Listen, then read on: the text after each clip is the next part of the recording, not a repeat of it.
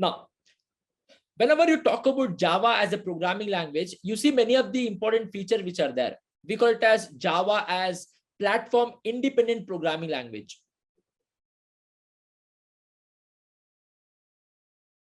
Platform independent programming language. Java is object oriented programming language.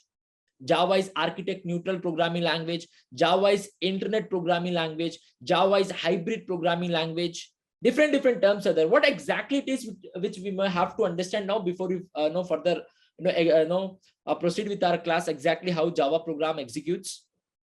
Right. So one of the key feature of Java, which whenever you hear about Java, which you hear is Java is a platform independent programming language. Java is internet programming language. Java is architectural neutral, and Java is Vora. What exactly it is, we'll try to understand here basically, and in future classes practically also we'll be seeing whenever we are trying to build the application, right?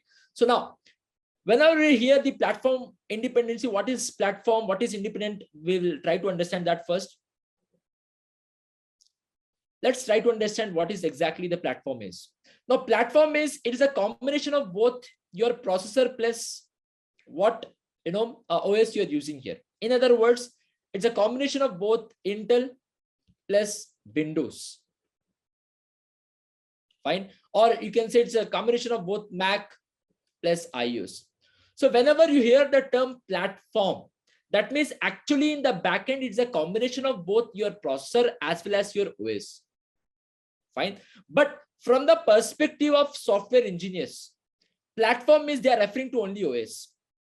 So if someone asks you, some senior software developer, someone asks you which platform you're working on, you need not to specify it is Intel plus Windows. You need not to tell that it is Mac plus iOS. You just have to tell about the OS. So if they're asking something, they're referring to only OS. You just have to, I'm working in Windows platform, I'm working in the Linux platform. But in reality, the backend, a scene behind this is platform is a combination of both the things. Fine. Both the processor who is responsible to execute and the one who is to operate the entire system, which is OS. So from now on, if someone refers to what is platform, you can just think of which OS you're working on. But in reality, it's a combination of both the things. Fine.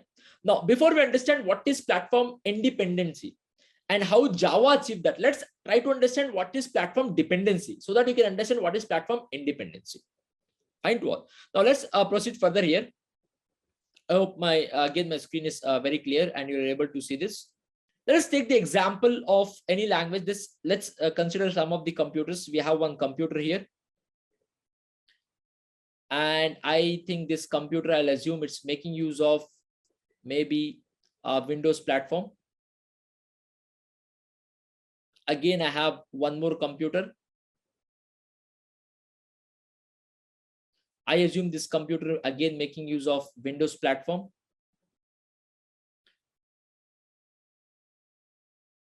I'll assume I have one more computer here. And again, it is making use of something called as Macintosh. Like this, we have multiple constraints. Now, first in this, we'll try to understand what exactly is platform dependency so that it's easy for us to understand what is platform independency and how Java achieved it. Fine. Now, I'll take the example of C programming language. Now, I know most of you might not be aware of this. And even if you're not aware, need not to worry. I hope you are just have seen or heard about C language. That's the reason I'm considering C example. I'll not be writing any code here. Now, I'll just take an example of C language. C language, if you have seen at least, it's also in high level structure, which makes use of English language and, symbols, right? Now, platform understands only zeros and ones.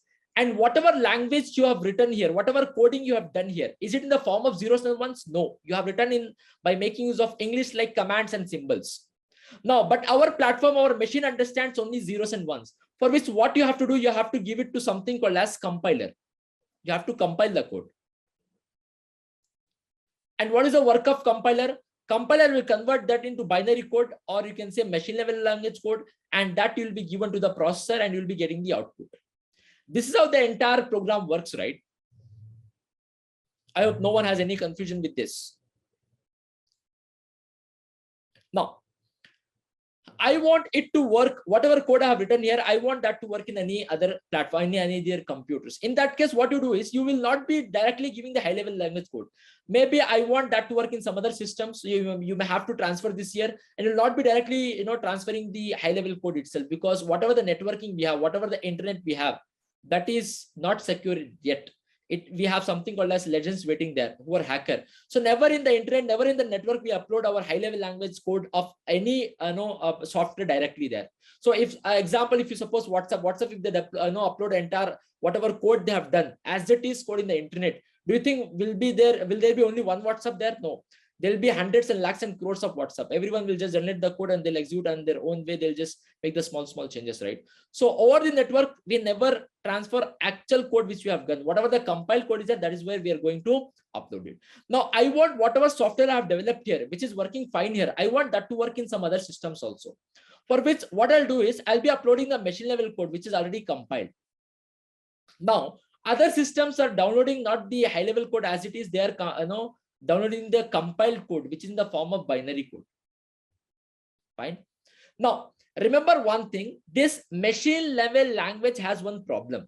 What is that problem? If you ask me, machine level language says that in whichever platform I have become machine level, in that platform only I will work.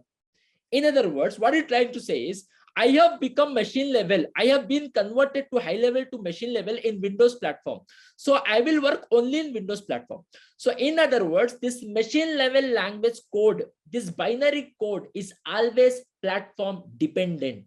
That means binary says that this machine level code or binary code says that, hey, I have been converted to binary form from high level language in Windows platform. I will work only in the Windows platform. Now, this machine level language code you have transferred it to a different computer and you have downloaded this in the different computer, which is again using the Windows operating system, Windows platform. Now, if I give this machine level language to this Windows platform, will I get the output? Will I get the output? Yes. Yes, we will get the output.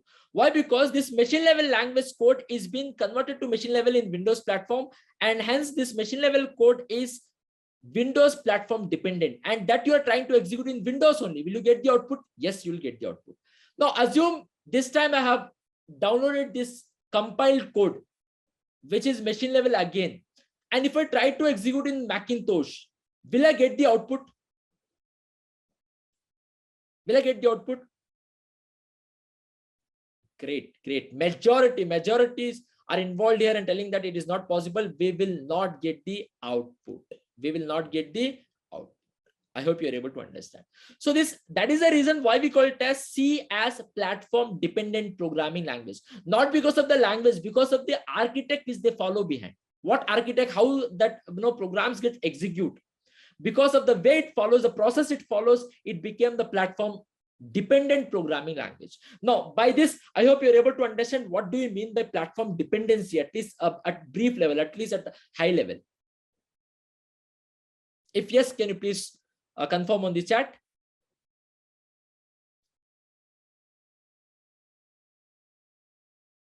Great. Thank you so much for this response and for this acknowledgement. Now, if you have understood whatever the concept we have discussed so far, tell me, Java, is it a machine level language? No, Java is also like a high level language. And platform, will it able to understand Java directly? Answer is yes or no. No. Of course, if Java also has to be executed, then Java should also get compiled and converted to binary form. So only Java program will get executed. Right? And if that is the case, if Java should also has to follow the same process. And if it is following the same process, how Java became platform independent? Don't you think there is a question here? Like C language, Java is also a high level language only, which makes use of all these symbols and English like commands. And our processor understands zeros and ones. And if Java program also has to get executed, then that also should be converted to again zeros and ones. And if that is the case, it will follow the same architect. And how Java became platform independent? I hope this question you are able to understand.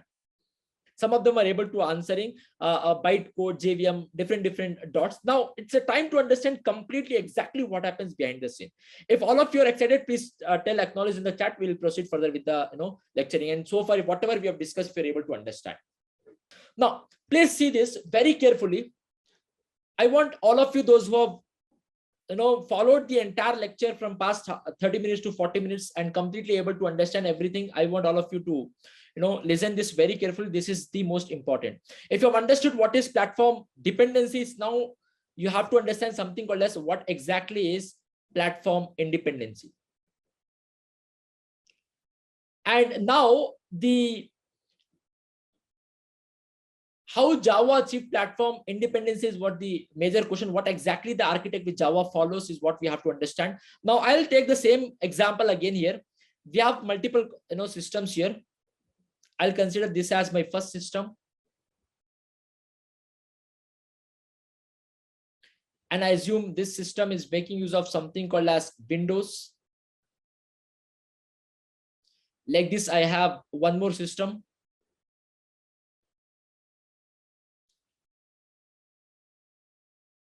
And I assume this system is making use of something called as maybe again Windows only.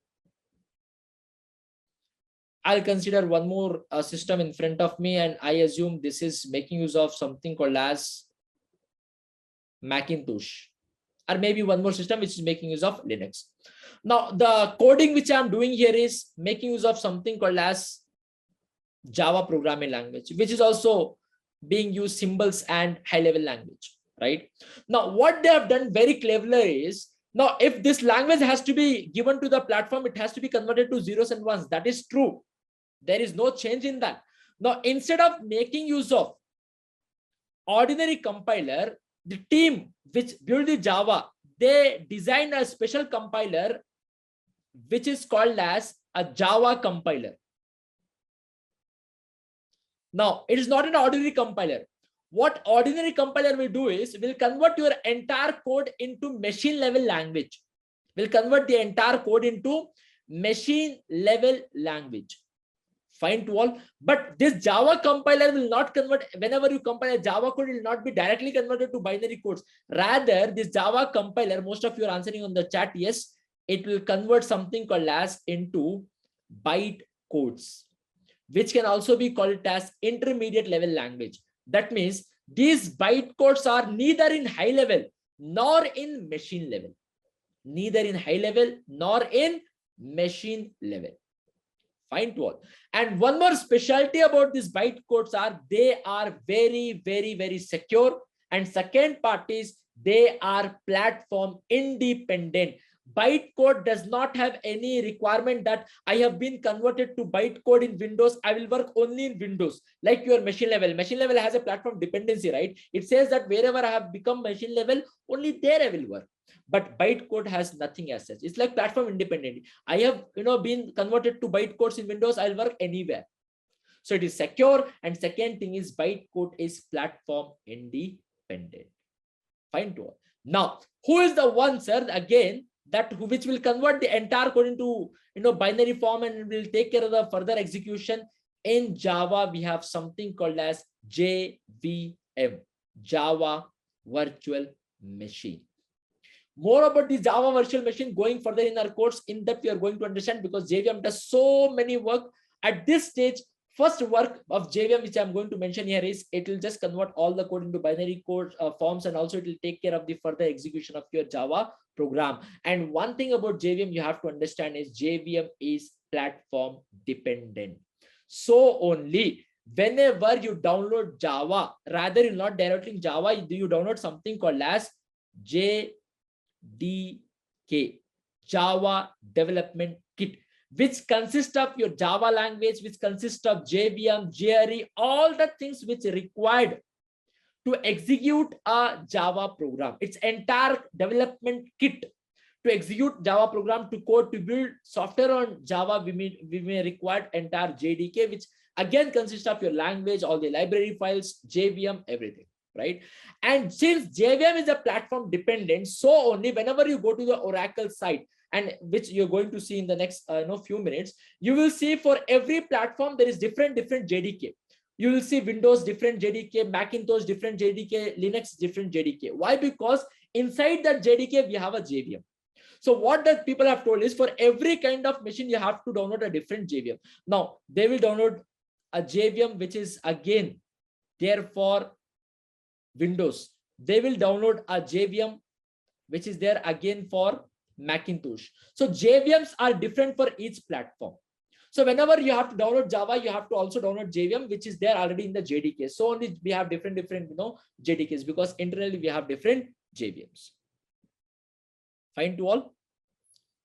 Bytecode is something which is neither in high level nor in machine level. I'll speak about this actually in terms of files also, need not to worry.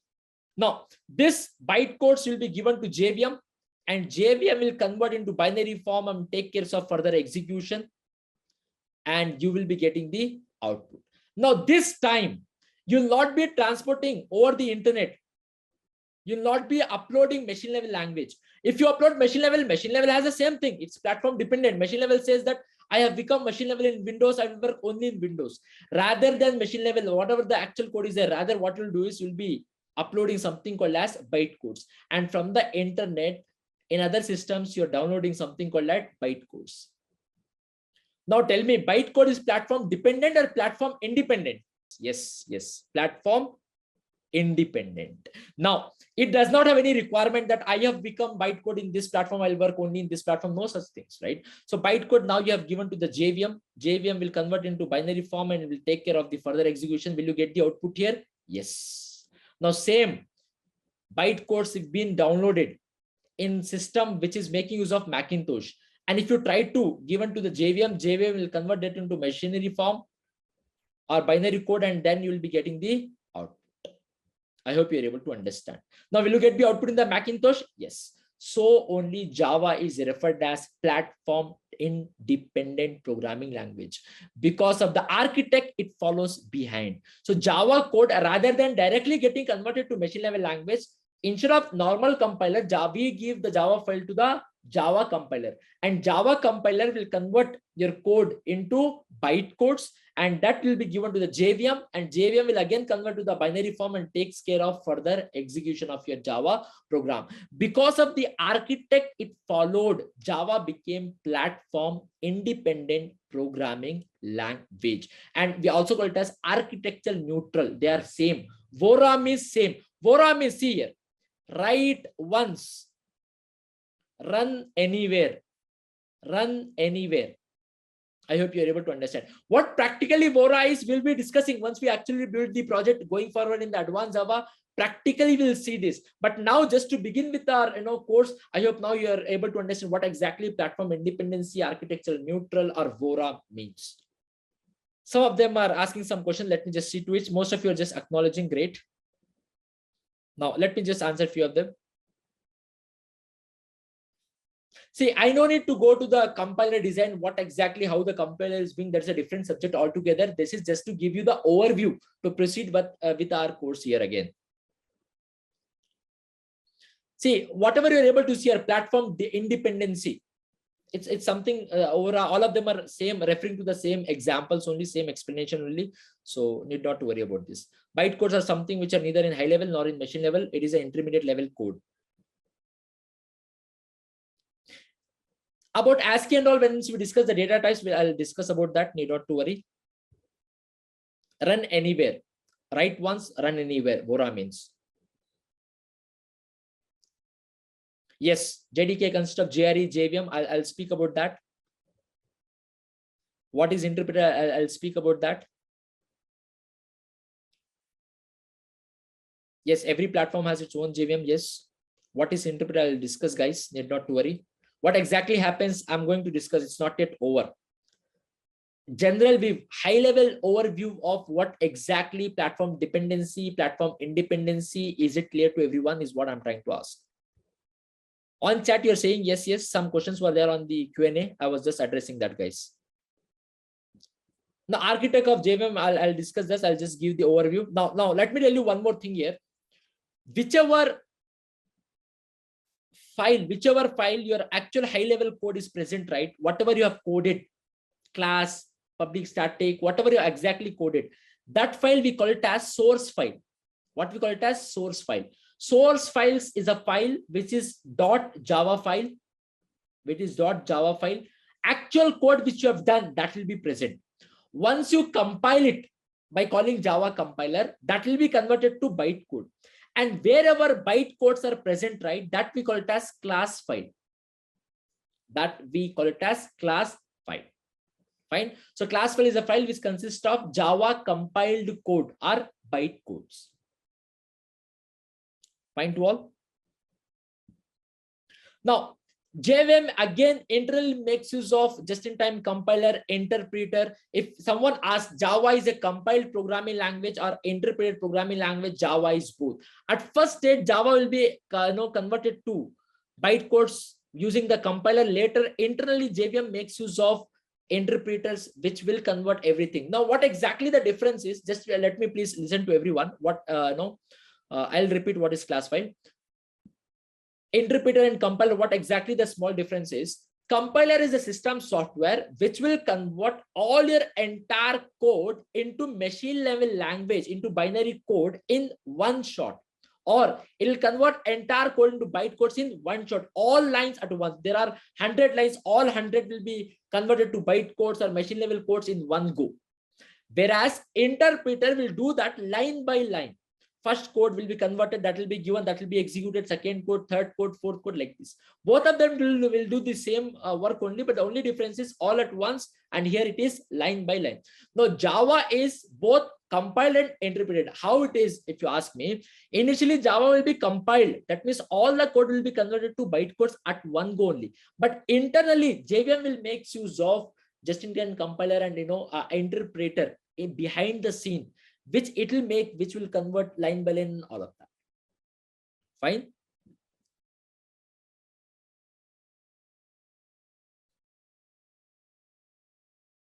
JVM is not interpreted. JVM is again a system software. Internally makes use of so many things. In going further, I'll just discuss the entire architect. I have just given the overview here. I'll discuss Ajas Qureshi that can you please tell me about the memory pool, stack, heap, runtime, constant pool? Yes, this entire course is in depth. So going further, all our concept will not be just understanding with respect to syntax. We will also going to explain you what is going to happen behind the scene. In the memory, what exactly happens, how the JRE is getting created, all of that, how many memories are there, all the memory pools also we are going to discuss. This is not the right time because it may just confuse for many of you.